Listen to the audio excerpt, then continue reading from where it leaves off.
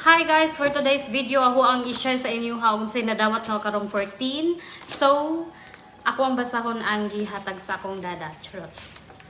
As you can see here, kanindot no? Sana all. So, I hold you in my heart, for we have shared together in God's blessing. In Philippians 1:7.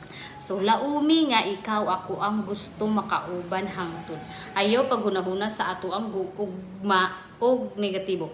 Isaalig nato saligi ato ang commitment kay ipahilo nato sa Ginoo sumala sa iyang saad.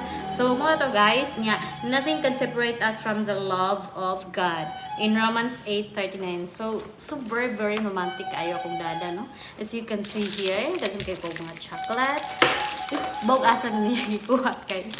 Basta kay I'm happy. Bahala og kanang wala ko makeup. Basta mag-vlog.